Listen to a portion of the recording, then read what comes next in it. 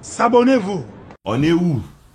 Les gars, après ma disparition, je reviens, on a beaucoup de choses à se dire. Déjà, d'où Julián Alvarez va à l'Atlético de Madrid? D'où Julián Alvarez, mon bébé, notre bébé, va à l'Atlético de Madrid? Moi, j'étais là, j'étais en train de vous dire que non, s'il y a un jour à les recruter, c'est Julián Alvarez, il va pas rester tout le temps en remplaçant de Haaland, patati patata. Et maintenant, Julián Alvarez va à l'Atlético de Madrid. Au moment où je tourne cette vidéo, il reste ça pour que ce soit officiel. Peut-être quand vous voyez la vidéo, c'est déjà officiel.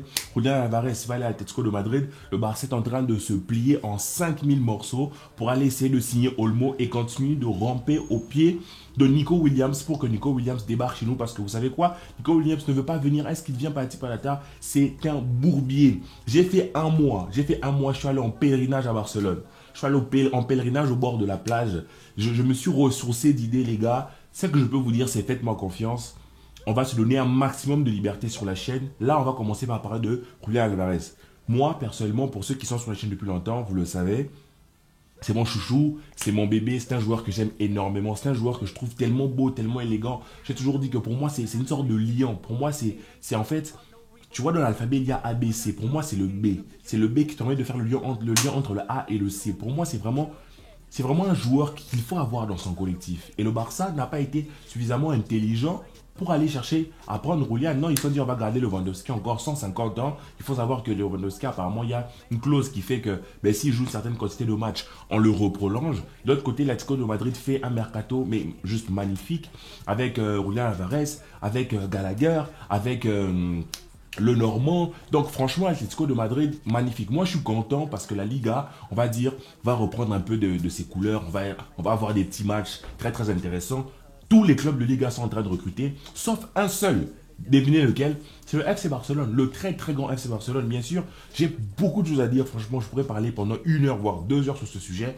Donc je vais faire tout un tas de vidéos que je vais découper et puis je vous balance en fonction du sujet dont on parle. Là, personnellement, quand tu vois Julián Alvarez aller à l'Atlético de Madrid, quand tu vois la Ligue en général faire son mercato, alors que nous, on est en train de passer en fait vraiment pour des choses que je ne peux pas dire sur les réseaux sociaux. Moi, j'ai honte de ce FC Barcelone-là et ça fait longtemps que je vous le dis. Depuis le problème Xavi, depuis avant Xavi, moi, je ne suis pas en train de me jeter des fleurs comme pour dire que j'ai une vision sur 150 ans. Mais on était d'accord, vous et moi, pour dire que le problème, au-delà même de Xavi, c'était cette administration qui foutait le bordel en fait. Et là, tu te retrouves, au moment où je fais la vidéo, nous sommes le 6 août, le 5 août.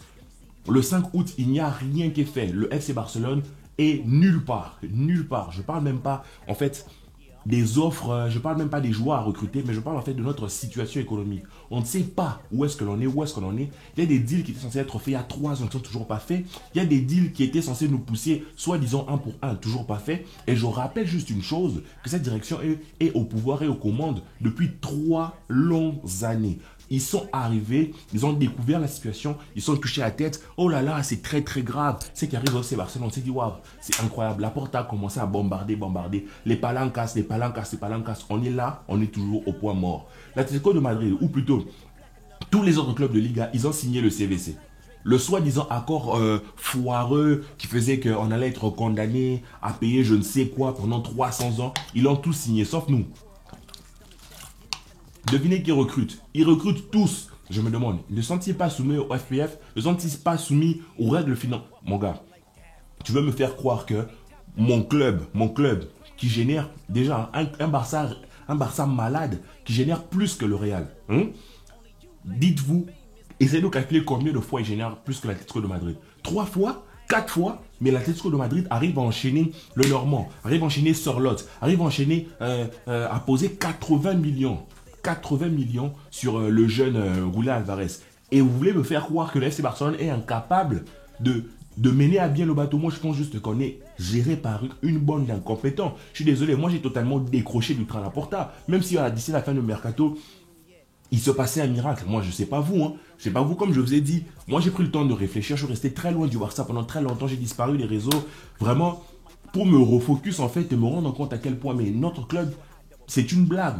On est géré vraiment comme si on était géré par comme si on était une ASBL, une petite association, un quartier au fin fond, je ne sais pas de quel village, je ne sais quel pays de merde là. Alors que tu es le FC Barcelone, tu produis, tu as de l'argent. C'est quoi le souci? Qu'est-ce que tu n'arrives pas à gérer? Moi, en fait, ce qui me fait chier, c'est qu'aujourd'hui, quand on te dise, ouais, le problème du FC Barcelone, c'est pas l'argent, c'est la masse salariale parce qu'on a une trop grosse masse. Frère, tu es au club depuis 3 ans. Ce problème, tu as eu le temps de le voir, de le revoir, de le voir depuis longtemps. Quand tu arrives, tu as tous les contrats des joueurs, tu as une visibilité sur tout.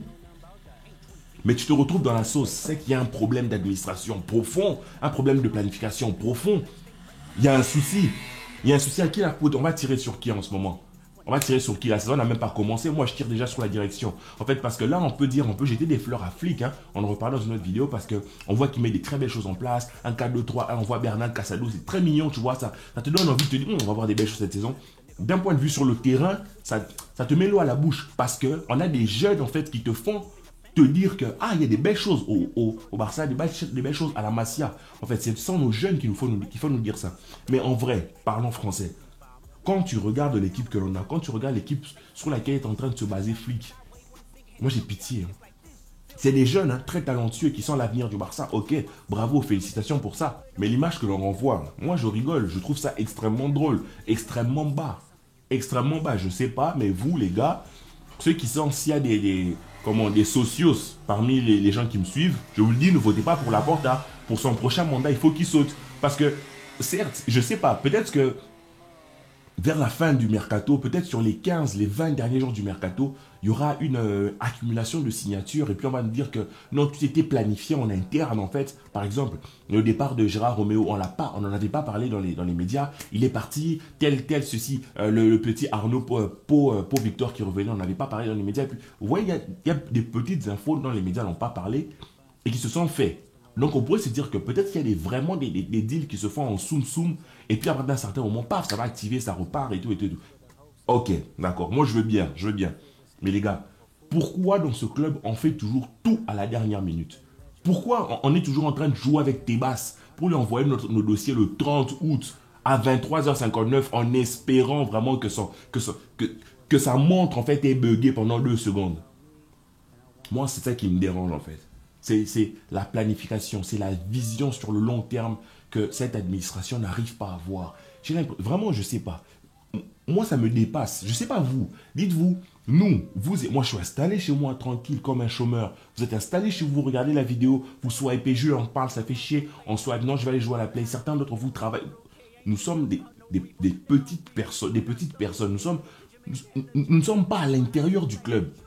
D'accord? Nous sommes à l'extérieur du club. Mais comment on peut avoir autant de détermination et souvent même pour certains être suffisamment perspicace pour avoir une vision sur certains joueurs, sur certains ceci, sur certains mouvements qu'il faut faire et tout.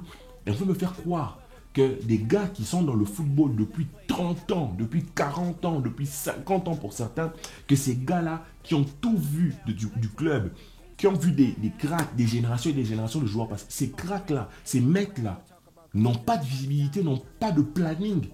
Je ne sais pas si vous vous rendez compte du niveau de médiocrité dans lequel on est en train de nager. Moi, j'ai honte. Il faut se rendre compte de ça. C'est pour ça que je me dis, soit la situation du club est vraiment catastrophique, cataclysmique, alors il faut nous le dire. Il fallait nous le dire dès le début. Il fallait être clair. Mais moi, je pose la question. Cette situation, elle a beau être aussi cataclysmique que ça. On a signé 3 palanques en vendant des bouts du club qui aujourd'hui ne sont même pas réellement bien vendus parce que finalement, telle et telle société n'a pas payé les 40 millions, l'autre n'a pas payé 60 millions. On se retrouve dans cette situation, on a signé des deals et des deals, on a refusé de signer CVC. Moi, je me pose la question. Notre situation est pire que la situation des autres clubs. Disons qu'elle est pire que la situation des autres clubs. Pourquoi 3 ans plus tard, on a toujours l'impression qu'on est au même stade, qu'on a toujours les mêmes difficultés pour recruter? Mais qu'est-ce qui se passe?